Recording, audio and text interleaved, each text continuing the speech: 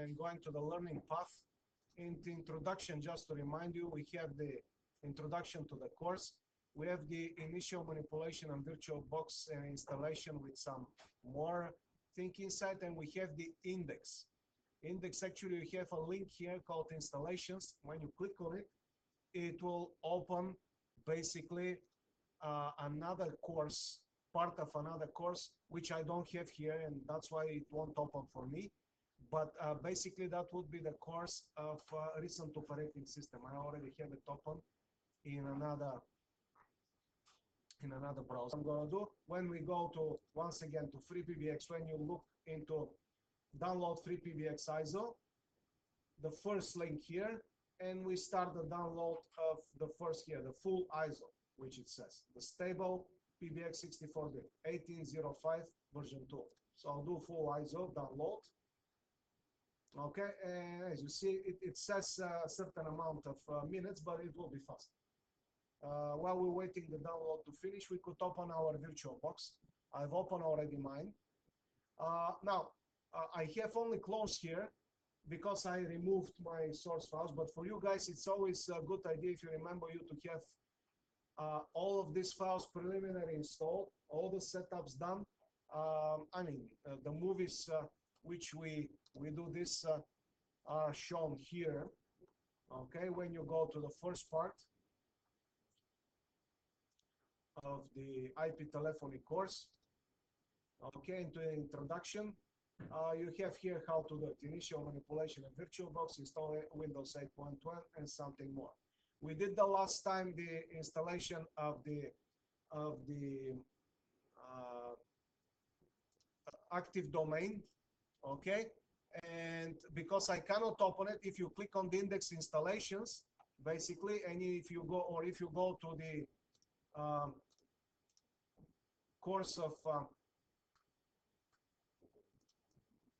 if you go to the course of recent operating system, you have already, okay, into the learning path and the installation and setup, you're gonna find out the link how to install the Windows Server 2012, okay, and also Windows 8.1, a full explanation how to do this installation, how to find out these ISO images if you want. These are a little bit up, and so on and so forth. And afterwards, how to do the initial setup and how to clone. And eventually, you also have how to implement the active domain server, active domain controller, DNS. Now, the DHCP we said we're not going to use, since we have DHCP on the NAT network of our VirtualBox. That's why we use NAT network, if you remember. Here it is.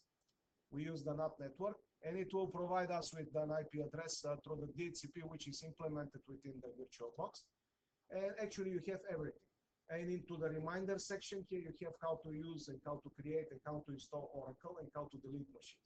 Okay, just for fun, just to remind you, is how to use the GNS3, how to install it, how to use it, and so on and so forth. And I also showed it to you. I have a movie about this. You could use the movies on the channel there, on the channel which is called IT Book.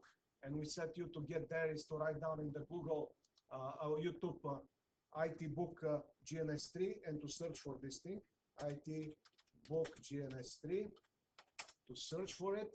When you find out the second one will be the IT Book channel, you click on it. There are 4 movies. They explain how to install GNS3, how to use the internet appliances from the GNS3 store using the VMware's virtual machine for GNS3, and how to do some basic installation. That's a very basic infrastructure with a very, very basic firewall, Linux-based smooth wall.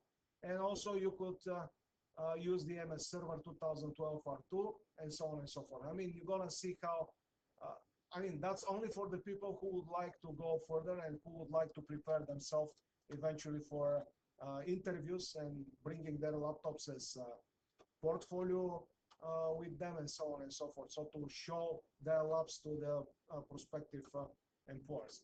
But that's once again not. So basically, if you would like to do the just for fun section, you could use additionally the materials which I showed you on my YouTube channel. I have my In my download folder, I have already my PBX. I'm gonna move it, my PBX downloaded. I'm gonna move it on my desktop, and I'm gonna install it. Okay, so I'm gonna open my virtual box, and I'm gonna install it. Once again, it's a good idea when you install the machines as per the movies. To do also the setups as per the movies.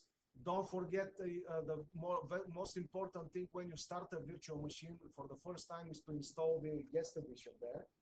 Okay, because a lot of advanced features will be installed then. You need to do the updates as well. As soon as all of this is done, we create snapshots of the computers. We remember that was a very basic thing. We could revert back to previous state, as well as afterwards out of these source machines, we could create the clones, which basically we're going to use. And at any point something happened with the clone, we just deleted it, and for the next 5-10 minutes, we could create from the source machine new clones. Now, in my case, I deleted my source machines, and I'm still using the clones. Hopefully, nothing will happen, okay? But that's not the... so what I need to do, we're going to start the Windows 2012. Now, when you have an active domain controller, an active domain service, any server when you have, even Microsoft one, maybe Linux one, Unix, and so on and so forth. Well, the idea of the server is to provide your infrastructure with services, okay? The whole infrastructure. That means when you would like to start the infrastructure, you need to start first the server. And vice versa, when you would like to shut it down, well, obviously you need to shut down the server last, because you want the services to last until every client, and any client is up, obviously. So it's the logical way. So I'm going to start first my Windows Server 2012. Now, the idea to implement the active domain here in our virtual infrastructure was to see how in an enterprise, so let's say mid-size and enterprise-size great companies, the things are organized. I mean, obviously, it's not an enterprise network what we do here, but at least you guys to have an idea how this services works, how this service works, and how you could install it. Very basic. Okay, that's why we did it. While I'm waiting the server to start, I could create my freepbx machine. The same way, I'll click on the new button. I'll call it freepbx. Okay. Now it's providing you with ability to be the type to be BSD, which is a Unix Berkeley software distribution. Basically, the freepbx is installed on CentOS. Okay. So what I'm going to do, I'm going to choose Linux instead. And then when I click on the version, it's giving you Ubuntu. Well, CentOS actually is a Red Hat, and I'm going to choose the Red Hat 64-bit. Okay, that's what you're supposed to have for the freepbx. The next thing, what I'm going to do, I'm going to go a little bit further here. Instead of 1 GB, I'm going to go a little bit ahead of the scroller, and I click twice, once and twice. As you see, it's incrementally increasing the RAM with 512, with half a gigabyte. Okay. And I'm going to create, obviously, my virtual disk now. Now, 8 gigs is okay, but I'm just going to click a little bit ahead to create 16 gigs. It doesn't matter because while it's dynamically allocated, actually, it will take out of our hard drive as much as we need. Don't forget the green portions of all of these drawers being inside, okay? VDI and dynamically, we're going to leave as default. We don't do anything here. If you don't click on this, it will work too. I just do it just in case, okay? I'll do create, and my machine is almost done. Here it is freepbx. Now I need to do some settings on it. The settings very basic, basically. I need on the system just to uncheck and remove the floppy. It's optional, obviously. If it doesn't find floppy, it will go and check the next one and next one and next one. It's an optional thing, but I always do it. The display, I'm not going to do anything here because we're going to work in the graphical in the command line interface, which basically doesn't matter this thing. In the storage, the very important thing, I need to click on you see it's empty, the CD. So I need to load the CD, the ISO image of the CD, which I just downloaded from the internet site. I'll click here on this small CD, which just appeared. Choose optical disk. That's on my desktop, as you see, and I'm going to choose here it is, the freepbx ISO image I just downloaded. Basically, it's a pre-installed freepbx within CentOS 7. You're going to see how it looks. And the last thing, which is mandatory also, I need to choose the NAT network. Okay, and I'll click OK. Once again, if you choose NAT network, it's giving you here an error. You go to the file, preferences, okay, network. You're supposed to be sure that you have at least one NAT network. If you don't have any, you click here. Okay, I'll show you after this how you guys to create port forwarding rules. So after this, you to be able to access your virtual machine from your real machine, which is very cool because basically when we start using Linux commands, you just open Linux on browser, you copy the command and you paste it into the PuTTY, let's say, and it will work very, very well. Okay, so my server is on. I don't need to start the server to log into the server. I just need to minimize it. And the freepbx, actually, I'm going to start the installation. Okay, I'm going to start after this one of the clone machines. We're going to wait until then. Now, here it is. I'm going to choose the first. If I click inside, you see my mouse now is caught within the virtual box. If you see below, it says right control here. Well, that means if my mouse get caught inside the virtual box virtual machine, I just click the right control button on my keyboard and it will release my mouse back. Okay, that's what it means. Sometimes this right control is called a host, and if you click here input keyboard and it says insert control alt delete, actually that's how you do it as a shortcut. You could click the right control and delete, and that will emulate for the virtual box control alt delete combination. But for now, obviously, we don't need. We're going to use, we could navigate here with the up and down arrow. I'm going to choose the first option, which is the recommended option, and I'm going to click enter. The same concept here, I could go up and down. I could use the first one again. It's by default the first one, and I'll click again the installation to start, and that's all. The installation started. Okay, with right control, I'm going to release my mouse, and I'm going to wait to see. I'm going to see it will start with a wizard of installation of CentOS 7, the same one we saw when we were installing the CentOS 7. But because it's pre-installed by the company which is doing this, basically you don't need to touch anything. It will install it itself. The only thing you need to do is to create the password for the root user. That's the only thing. Okay, you don't need to, you're gonna see it right away. It will start right away. When you see this one, you don't touch anything. It will be installed by itself. It will find out everything by itself, and it will ask you then, it will prompt you to create a password. You see, it's installing it itself. You don't touch anything.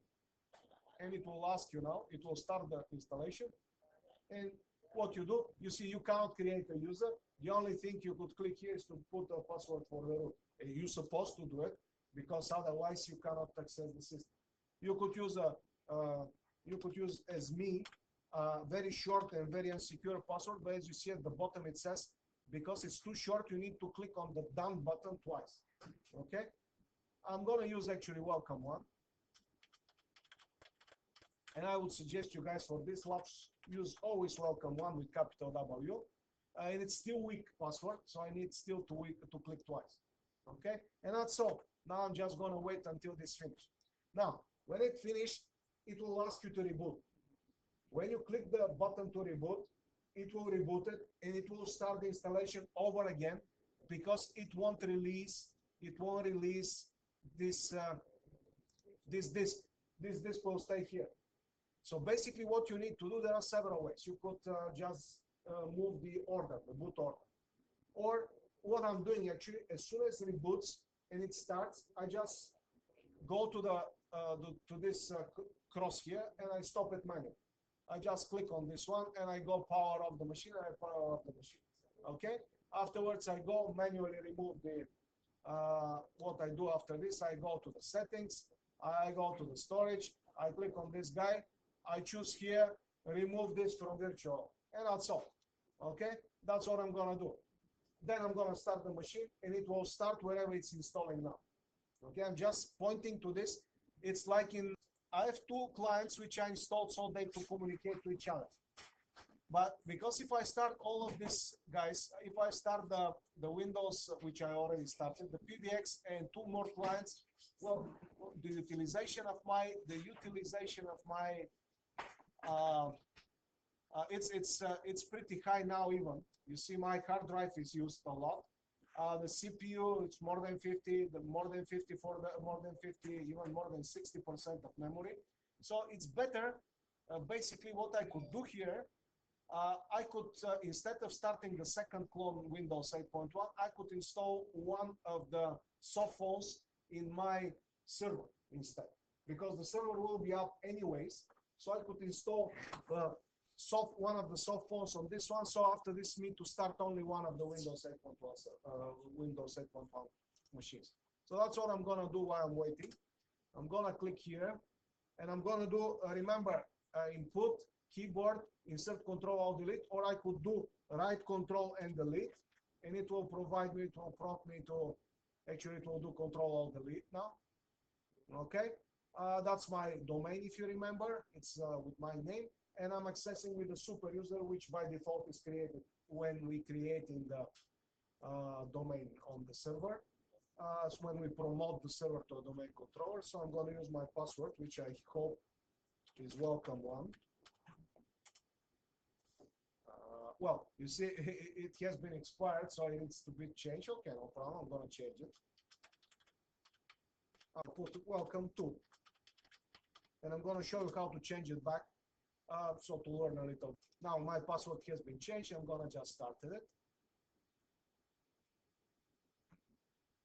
My server manager is starting now, and then I'm going to navigate and do roles and other things from my server manager. We're going to discuss some roles and some features you already supposed to be done, and actually you're supposed to see them, so to be sure that your server operates properly. Here it is. Now if I click on the local server, well, first I'm going to wait the dashboard to show all the roles which I have there. Okay, by default, file and storage services has been installed there. The local server is actually all the availabilities we could, when we click here on the local server, if you remember, that's what we did initially. Okay, this is what we do on the local server. We change the IP address, if you remember, to, if you remember, we changed it to a static one. That's very important to be done. So, well, let's,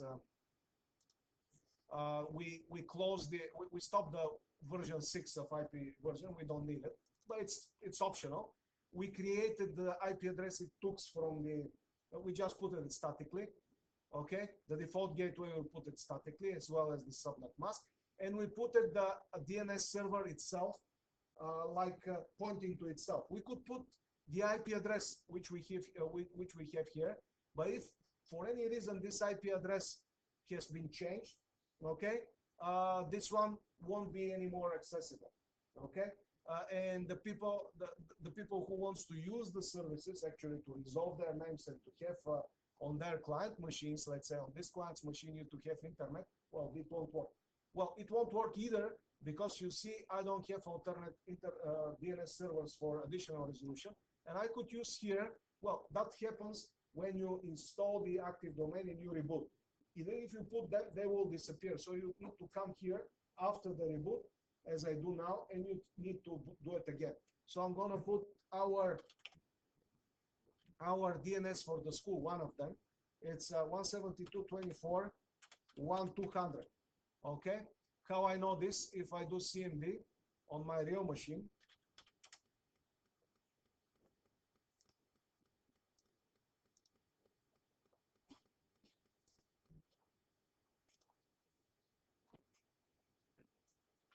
and if I do ipconfig call, I could see all the information, including the DNS servers. Here it is. You see there are two of them. Okay, so I'm using the first one. If I want, obviously, I could use the second one as well. So that was one thing which we did. We changed the name actually. Here it is, and we're supposed to reboot. Then what we did, we enabled the remote desktop. Something else, we changed the time zone. That's very important. We did it to the Eastern time. The product, when we have an internet, the product has been uh, activated for 180 days. Well, we lost already, as you see, 43 days. Okay. And the other thing, what we've done on the server manager initially was to stop the enhanced security configuration, internet enhanced security configuration. That's very important, because if you now go and try to download something like I'm gonna do, okay, otherwise, if that's not stopped, you need to click 10 times on pop-up messages, which will pop up. Now it will be much easier if I do download Zoipier, which will be my IP soft IP phone, it will go directly there. Otherwise, I need to click 20 times on pop-up messages. Okay, I'm gonna click on this one, and it will go directly there. Okay, here it is. I just gonna click it. Now, you don't do this normally on a production server. Basically, they implemented this enhanced internet security for a reason. The server is supposed to be maximum protected. Okay, but in our case, because we are in a lab, it's not a problem. We're gonna do download for Windows, and we're gonna choose the basic, the free installation. It's a little bit here at the bottom, download. We're just gonna wait. This it will start. That's an advertisement. We're just gonna wait until it starts the download itself. Okay. Actually, the other thing which is very important here is to stop the firewall. Now, let's open it again. When we implement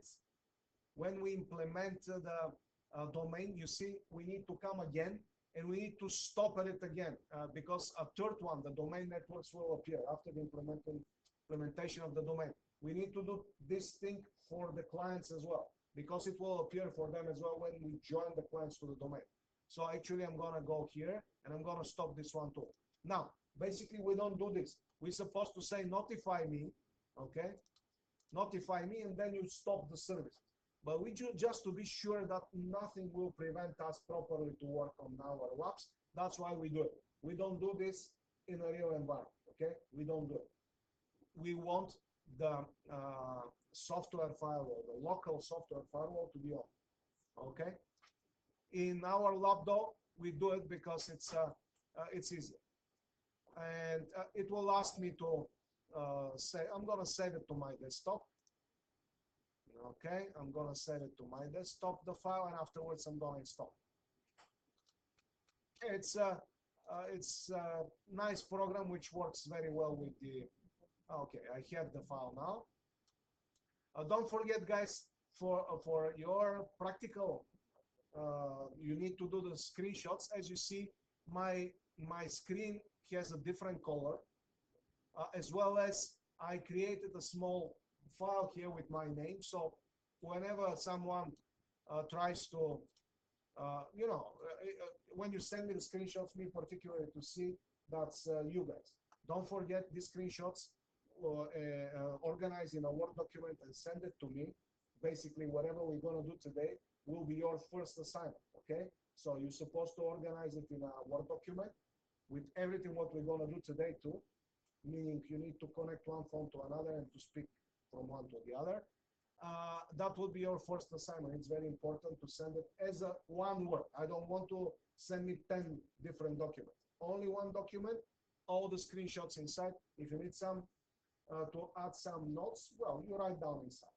You could add some notes if you skip some of the screenshots of this, okay? So if you miss something, you say, I have this, I did it this way, 1, 2, 3 rows, and then you put the screenshots you have. Okay, that's the way it works. Now, here's the Zoipier installation. Next, I accept the agreement. Next, I'll add the desktop shortcut. That's a good thing. That's the name of the group. Well, I'm gonna choose the 64-bit version. I'll click next, and I'm gonna choose all the users, and I'll install it. That's all. Now, while I'm waiting this to finish, I'm gonna show you. When we go to all the servers here, we see all the roles we already installed. Well, in the dashboard, actually, when we go. So we have the active domain services, we have the DNS, and we set the file and storage managers is the file and storage services. It has been installed by default when you start the server itself for the first time. Now, two remarks. The DNS, Microsoft always always recommends to be installed right away with the active domain services. Most of the time, we install the DHCP server as well here on this server. Although people says you have one service or one role, you use it on one physical machine or one virtual machine. For these three roles, the active domain server and the active domain controller, the DNS and the DHCP, most of the time you put them on the same machine, even in the real environment. Now we don't use DHCP because if I go here, I go preferences, I'll go network. That's the NAT network. Remember, that's what we use. If I click here on the settings now, it says edit selected NAT. So to edit it, you see I have enable network, and as you see it says supports DHCP. That means it will provide me with an IP address of this range.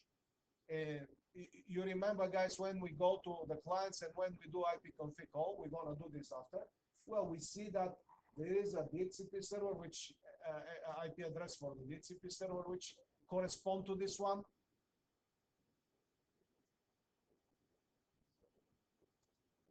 Okay, it's correspond to this one. We have the other things which are pre-installed with this server. We could change it, by the way, if we want, and we could also use IP version 6 if we want. Okay. For now, we choose whatever it's provided by default for us. Okay, that's why we don't implement the DHCP. We have it already within the virtual box. Any question? Now, my Zoiper has been installed. I could launch it, but for now, I cannot do anything actually because my freepbx hasn't been installed. I just leave it like this. Okay, I'm gonna choose here the free user, and I'm gonna wait until we configure the freepbx. As you see, freepbx still installing. About 530 of the programs has been installed. It's about 70% most probably already, it's at 80% even. So soon it will be done. So when I open the server, here's the server, and when I open the server manager, you see here on the top there is kind of that's a bar. We could do some paths to enter some paths, and we have some file menus, some menu on the top. If we do tools, if we click on the tools, basically we're gonna see based on the roles and based on the roles we install and the features which supports them. Basically, we could use a lot of things here. So to set it up additionally, all of these roles and tools. One of this one, very useful one, is the Active Directory users and computers, which is 1, 2, 3, 4, 5, 5th on the top. Now, if you haven't installed the Active Domain Services and the DNS, this one won't appear because I installed them. That's why I have it here.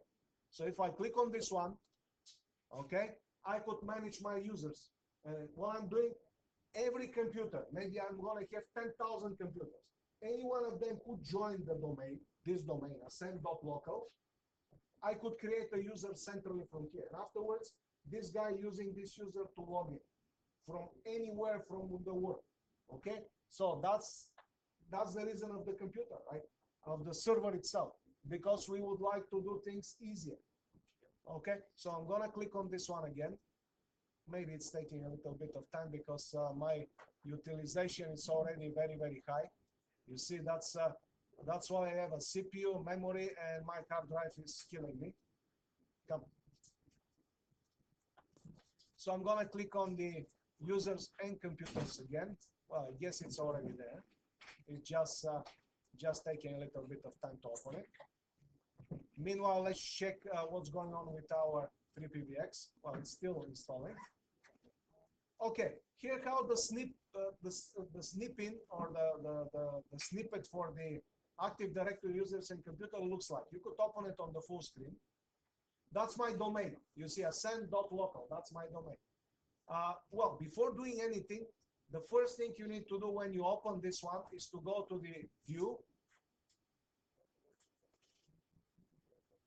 and then to click on the advanced feature, because otherwise you're not going to see all the features. You need to click advanced features. Now you're going to see everything. If I click on the small arrow here, which is here, it will open all the they're called organizational units. All the sub-organizational units which consist of this one. And one of them actually is the users. So when I click on the users, I'm going to see all the users and all the groups. Now, the difference between them, first of all, visually, you see when I see a user, it has only one person on the icon in front. If there are two persons, this is a group. Why do we use groups? Well, we use groups to implement features on them and afterwards to put maybe 1 million of users inside. So all of these features will be applied automatically to all of these users. So we do it to do our life easier. If you need to do all of these features for 1 million of users, you need to click 1 million of time. If you just put them into the group, you need to click only once on the group. That's why we have the groups. When you install it, by default, you have several type of groups, okay, which are by default installed. So that's, as you see, I finished the installation of my active domain. That's what I have pre-installed. Okay, these are the minimum ones we need to have our server to be operational. And we have 3 users actually created. The first one, administrator, that's what we created. And we have 2 ones. You see they have small arrows next to the icon, which means they're disabled at the moment. One is the guest user, and the other one is related with the Kerberos authentication. Both of them we're going to leave like that. Now, if I would like to create another user, it's very easy. I go to the user itself. Okay, first of all, if I would like to see something for the user, here I click on the guest, I'll right click on it. If I would like to see the properties, right click on the user, I'll click on the properties, and I'm going to see something which is very close to what I'm saying. Well, it's not close, but if I open on my real machine just to show you how it looks for the local users, right click on this PC. I'll do manage, if you remember. So it's opening the snap-in here. That's the snap-in for the local computer management. That's on my real computer, right? It's not for my virtual machine, which is this one. Okay. I would like just to show you the difference. Okay. When I go to local users and groups, you see it says local users. Here's the users. Okay. That's how it looks. Here how it looks in the active domain. You see it's a little bit different. As well as the properties, if I click on the properties of this one, let's say administrator here, well, admin, that's what is at the moment active. If I right click and I do properties, well, you see the properties of the local one compared to this one. Okay, so that's the active domain, how it looks like. Now, keep in mind, there is a hierarchy as well. This guy in the local system is very powerful. If I go do member of, you see it's member of the administrator group. But the administrator from the active domain, if I go here member of, you see, and if I do add, well, because I don't open the proper one. If I go the administrator here, and if I do properties, and if I go member of here, you see it's member of the group of administrators. That's the same group which I just showed you on the local one. So if it was only part of this group, it would have had the same access as this guy. Okay, it would have had exactly the same access like this guy. But because he has domain admins, enterprise admins, and schema admins, it's much more powerful. Okay, this guy here is much more powerful than this guy locally, which is created. Okay, so there are several users. Some of them are very powerful, some of them are created by default. When I installed my real machine here, that was the user I created with administrative and the root, the super user which I created. When I created my domain, I have the same thing plus some much more authorities, which are much more powerful than what I just showed. That's why the domain, when you use a domain, The super users, they're much, much more powerful than the local users. They have a lot of things. Well, I could remove all of this and I could leave only this one. In that case, the user will be a local administrator on the system. That's how actually we guys allow the students to install things on their computers. We remove all of the other thing here and we leave them there to be only local administrators.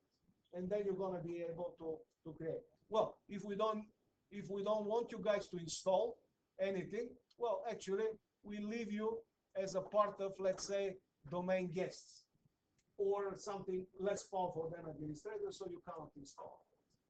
There is a comprehensive list of all the groups and users you could create and which are created in Windows on Google.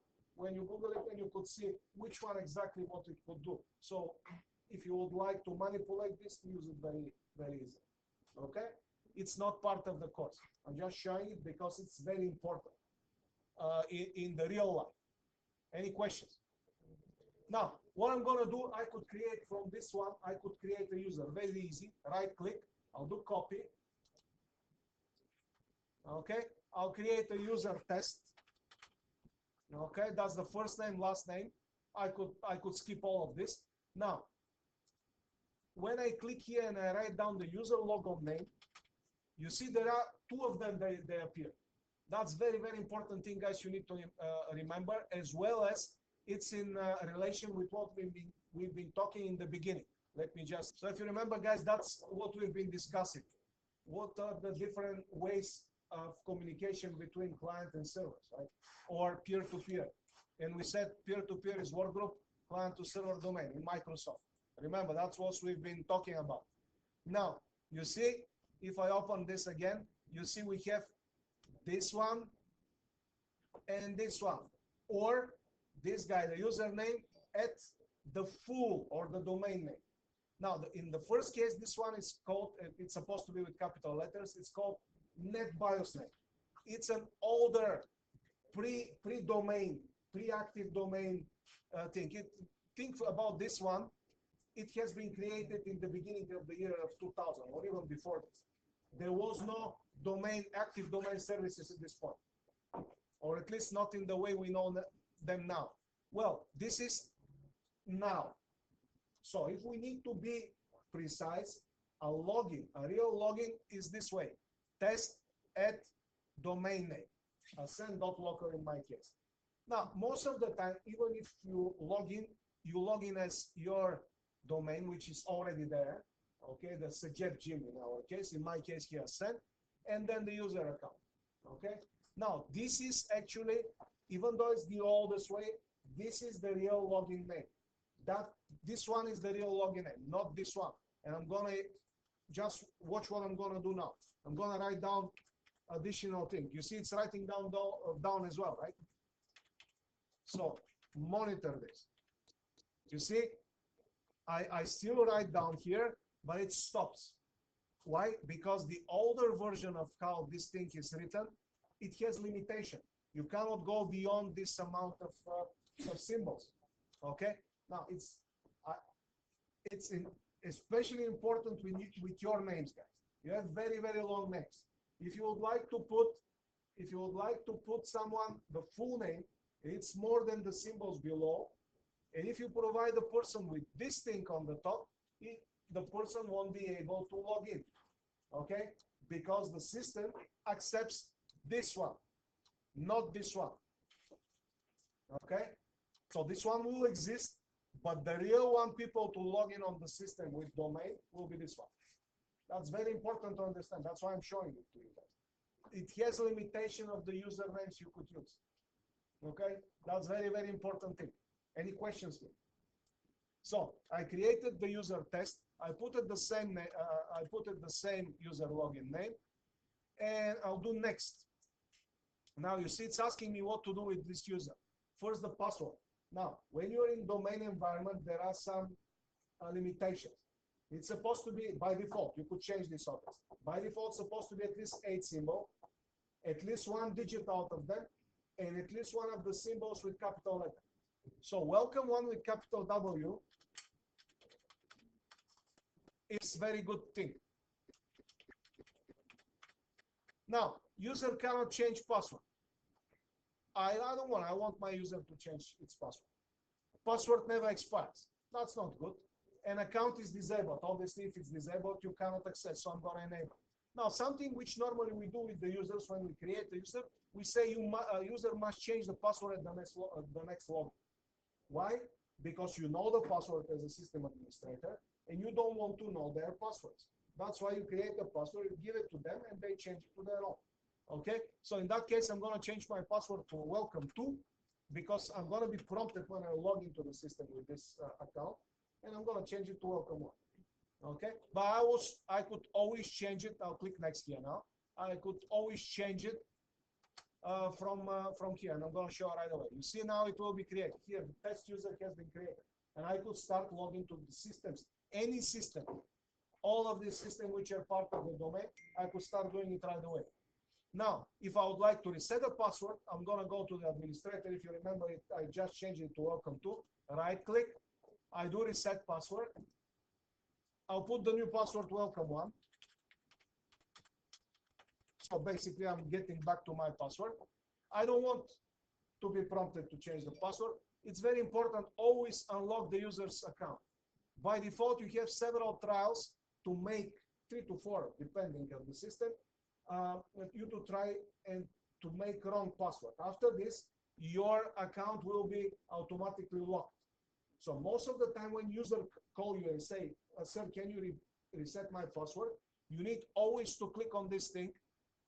When you're resetting the password, you need to always unlock the user account, because most of the time user tried more than 4 times and the account is already locked.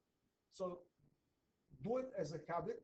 Whenever you're resetting an account, use this thing so the person to change the password so you don't know the password, and unlock the user's account.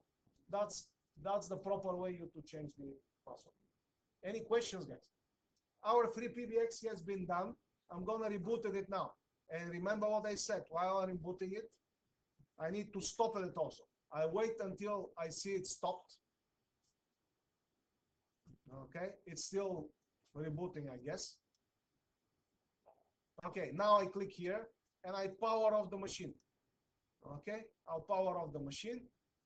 Then what I do, I just open my console here. I'll go to the machine itself, freepbx, settings, storage. You see the disk is still here. I'll click on it, click on the small disk which will appear on the right side, and remove this from the virtual box. That's like I just, on a real machine, just I push the button, the tray goes out, I remove the disk, I push the button to close the tray. That's what I did virtually at the moment.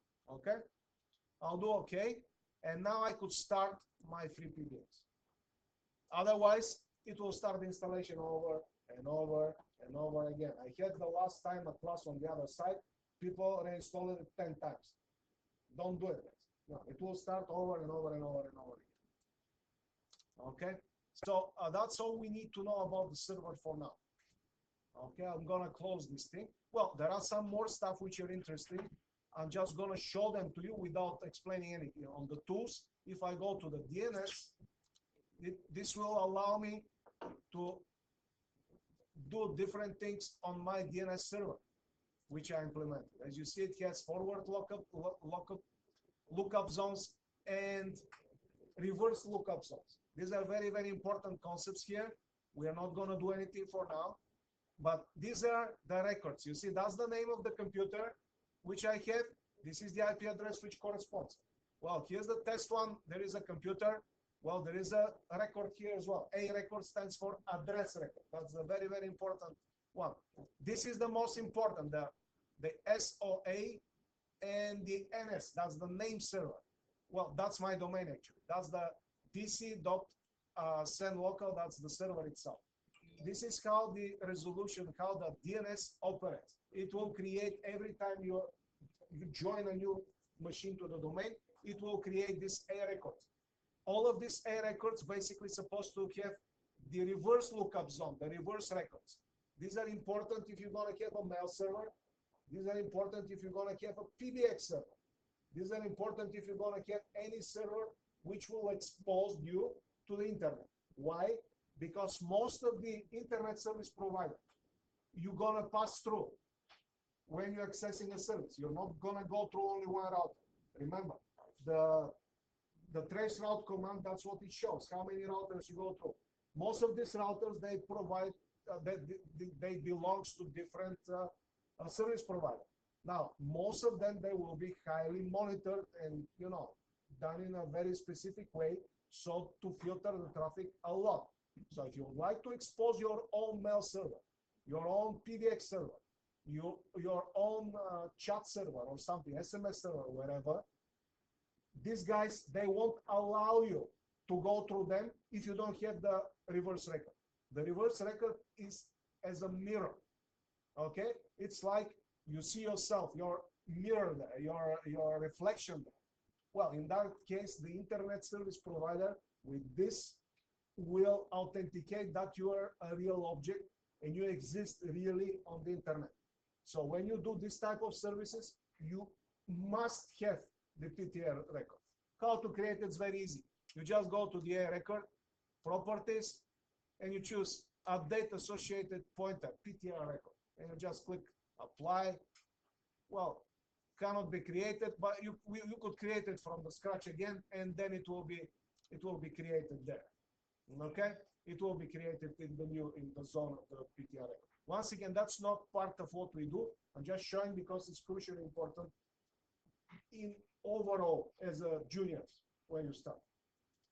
Okay, now let's see what's going on. My PBX has been on. Now I don't need to do this, but for the first time I need to log in. I'm going to use the root account, if you remember. I'll put my welcome one password, and I'm going to log in. And that's the very important thing. I see the IP address of the guy. You see 10.02.14. That's my IP address of my PBX. So what I need to do from a computer in my network, I could access this one. So if I open my server, which is already open, and if I open the firewall, which I mean the internet browser, which is open, I open a new tab. I could do here as well. So when I open the new tab and I put here this IP address which I just saw, basically 10.02.14, 10.0.2.14, and I'll click enter. If everything is done properly, I'm supposed to see the administrative interface, excuse me, the administrative interface of my PBX. Okay, and that's how I'm gonna do the thing on the PBX from now on. Now let me show you something. I mean, you see, I'm doing this on a virtual machine. Let's try to do it on a real machine. So what we need to do for this is to open the hypervisor, to go to the file menu, which applies to the hypervisor, all the things on the hypervisor actually, preferences, and we go network, where we implemented the NAT network. Then we're gonna go to the edit button, which is the last one here at the bottom. Here it is. Remember, I showed it to you already. Now, there is a button here which says port forward. Okay, so that's what I'm gonna do. I'm gonna forward my ports to my real machine. Now, freepbx HTTP. I already created it for previous ones. I'm gonna change them now. Otherwise, if you would like to create them, you click on the plus sign and you do that. If I click twice on this thing, I cannot do it. No, I could. If I click twice, basically I'm gonna be able to do something. All the protocols working on the TCP, most of them. I mean, in our case here, there are TCP. Now, the host IP is my local machine IP address, and it says, you see, it's the loopback address because once again, this machine is accepting IP address from the DHCP server. If I put the real IP address and if it's changing the next day, it won't work. That's why I'm using the address, which always the same for this machine. Okay, that's why as you see here, for all the port forwarding, I'm using the 127.0.0.1 or the loopback address. Now, the port here, the host port is a free port. Doesn't matter which one will be, it's supposed to be free. Let me show you how we see this is free. So the command will look like this. I need to open the CMD. I need to open it as an administrator. So when I write down CMD, and that's on my real machine, obviously, okay? I need to check the ports on my real machine, not on the virtual machine. So then I run the cmd or the command prompt as administrator, and then I need to write down here the netstat command,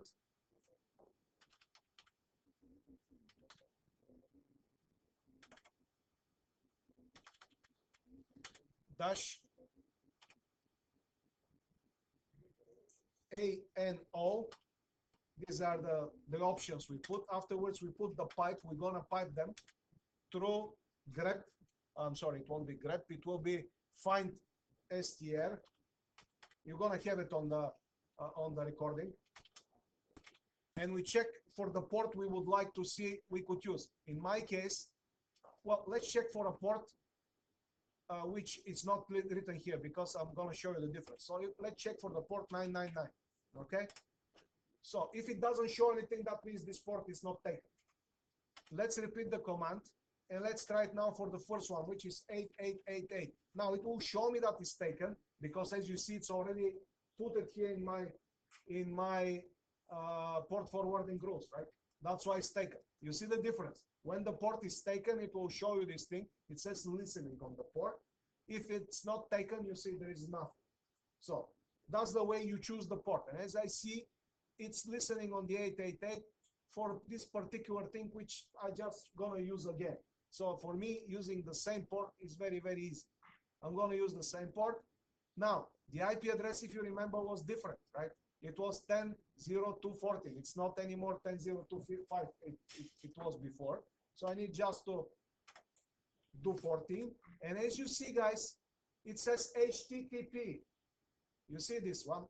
HTTP colon something. That means the protocol we use is HTTP, meaning the default port for this one on the virtual machine or on the guest machine is port 80, like here, right? So that's why I'm going to use this one. Now I'm going to remove the other ones for now. I don't need them. What I'm going to do, actually, I'm going to use the RDP for my domain controller as well, because I would like to access this machine, the Windows server. I would like to access it through RDP right away from my real machine as well. So let me just double check what was the IP address. If I open here, I'll go local server. The IP address is 13, if I'm not mistaken. Here it is. I'm gonna just add here. Well, I'm gonna check first the port to see if this port is still taken only once. So I'm gonna check this port 3989.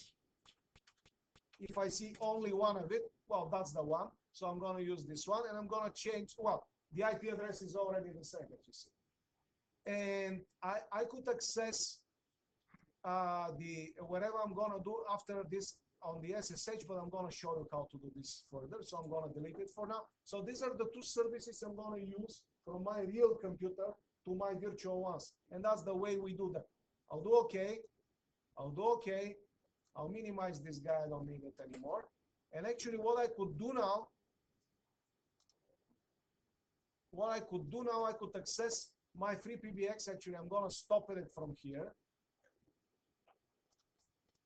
I'm gonna stop the one from here.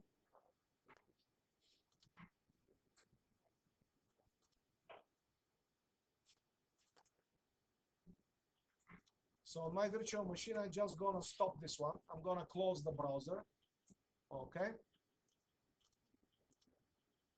And I'm gonna minimize it.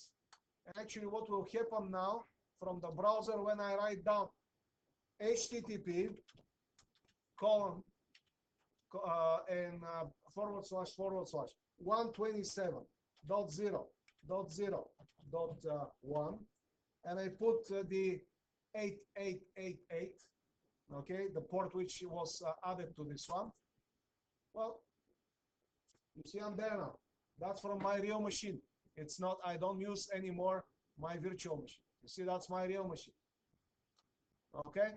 If I would like to access my server from RDP, I already have the way to do it is to write down either RDP or remote. And if you would like to do it professionally, it's actually Microsoft Terminal Services Console, or MSTSC. Click on this one. Here it is. And if I write down now 127.0.0.1, and if you remember the port number was 3939, I guess, or 3839, I guess. Let's double check it.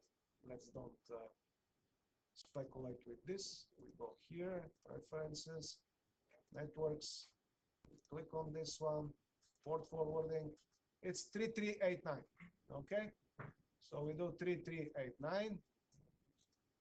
We do colon to show that that will be a port, 3389.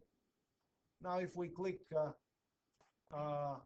well, the username, I'm gonna check it, so I'm gonna show the options, and instead of ASEN, well, that will be my domain. ASEN, if you remember, in your case will be your domain.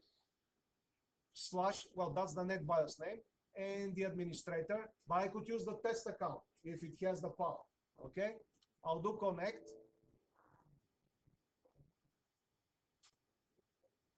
Well, because the console session is over there, I could actually log off. So let's log off this guy.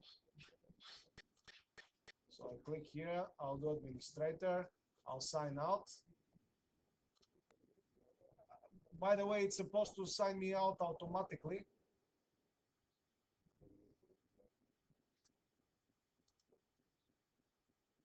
Let's do it again.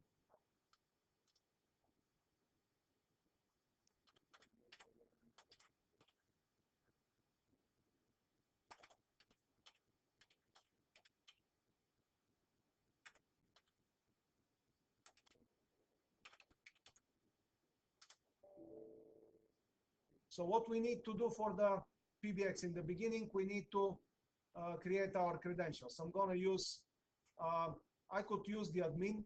I could use also something which I could create. Basically, it's whatever I want. Okay. I could create a user called Grozdanov or a SEN. I'm going to create a user SEN. I'm going to use a password of welcome one with capital.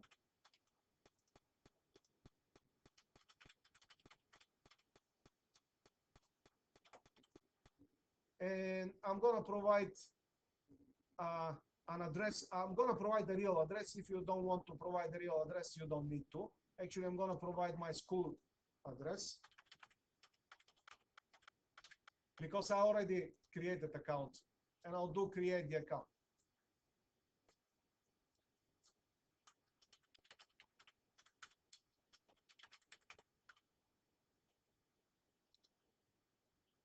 And I'm there. I'm going to set my password.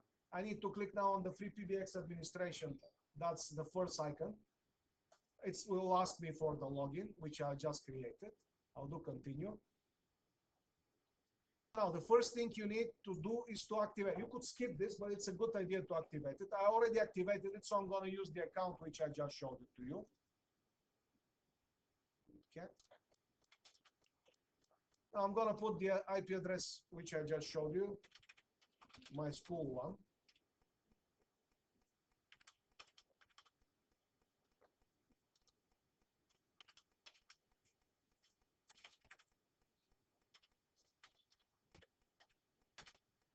Okay, now once I enter it, it will find it. Now you see it's asking me for the password because I already has been signed in. For you guys, it will open when you try your Google email, it will open a small, you need to put some information there. You don't need to put the real information if you don't want to, actually. I'm going to choose my password, which I hope I remember.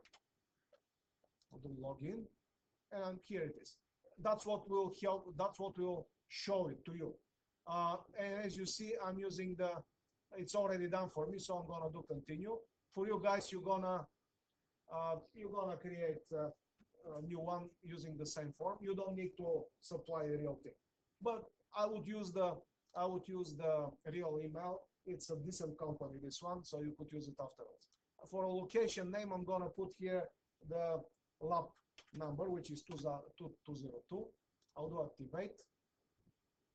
And it says what is my activation ID. So actually my instance of the freepbx has been activated, which is good thing.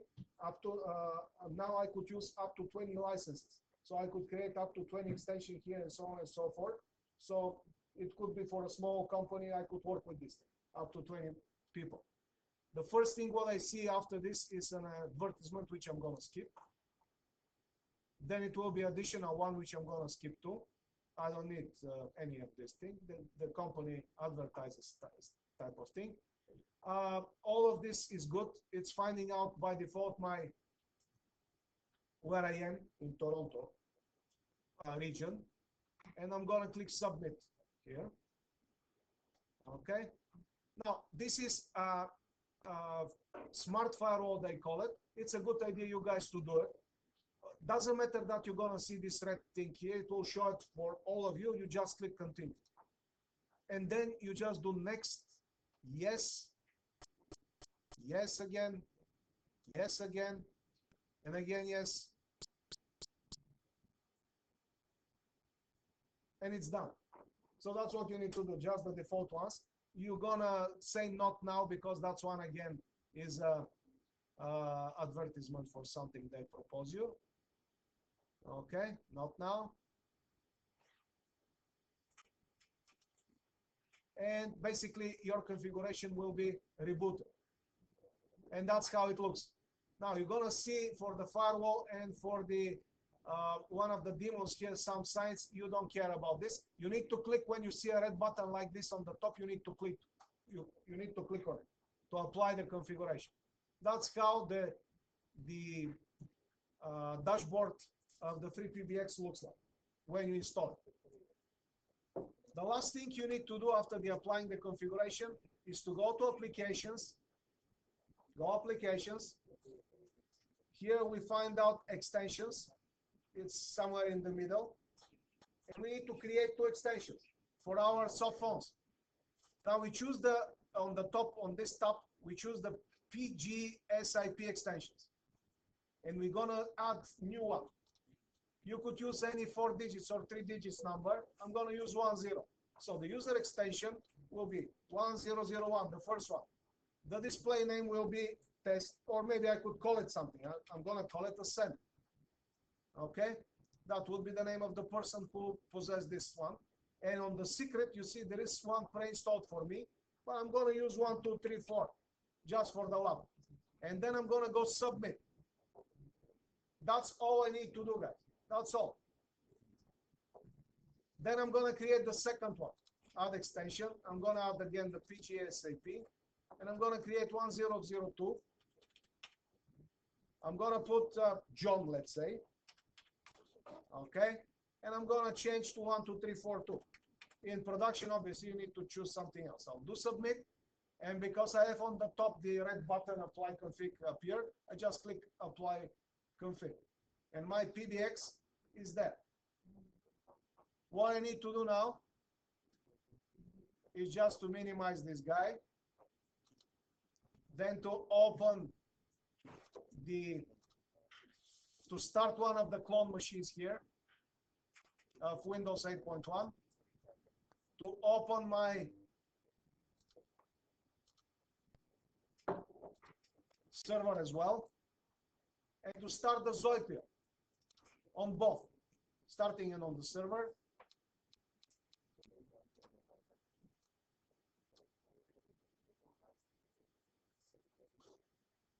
Once the Zoiper starts on one of them, I'm gonna start the setup. Continue as a free user, you need to click.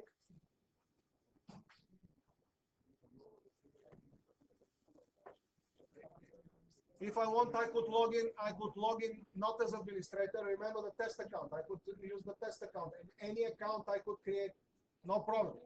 If I would like to log in, guys, silence, guys. If I would like to log in as a local user, well, I need to change the NetBIOS name in front. So what I need to do, instead of getting to a send domain, and if I don't remember the name of the computer, I could go to other user. You see now it says sign into Ascend. That's my domain. If I do dot and backslash, it will give me the name of the computer, which is test1. And if I use now, I guess it was Ascend also, the username for the local admin and the password on this, I could log into the local computer. There is another way also which not working all the time. You could use workgroup instead, but it's not working all the time. This thing depends of the setup. Now I don't need this. I want to be as a part of the domain, so I'm gonna choose this one with welcome one. My computer is on. What I could do now, I could install the Zapier here as well. I guess it's not installed. Or no, it's installed already. I'm going to start it here too. Now, if you have this thing for the firewall, that means we haven't stopped the firewall after joining the domain. Well, you just choose this one for now and allow the access. Okay, you do this, and afterwards, obviously, you go and stop the firewall portion. Remember, the third one which will appear after the joining the domain. If I do here, I do control.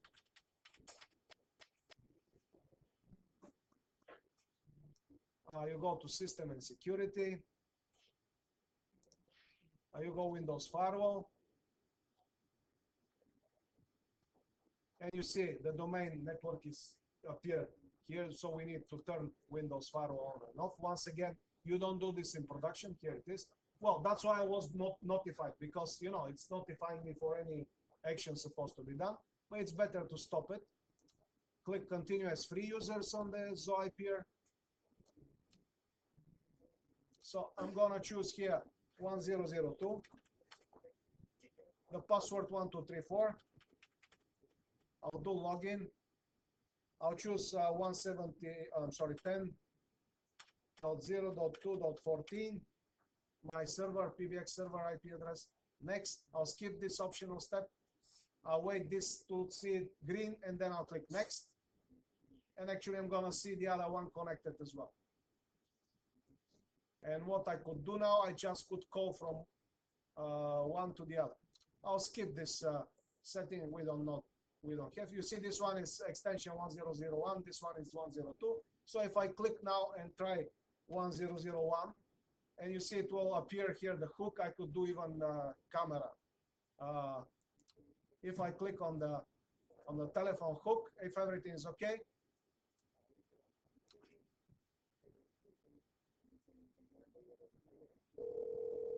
I have the call.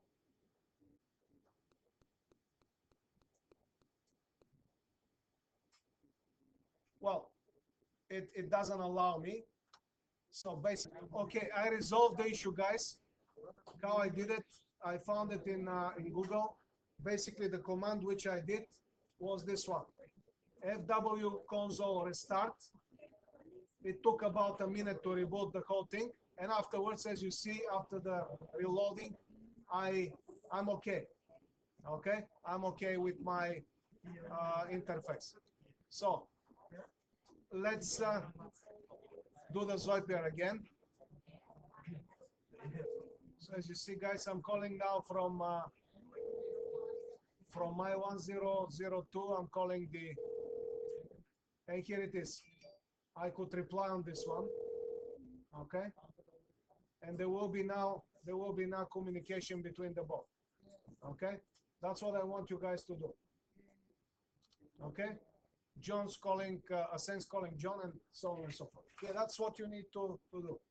I could hang up, or the guy also could hang up as well. That's what we have. Okay. Yeah, if you put the out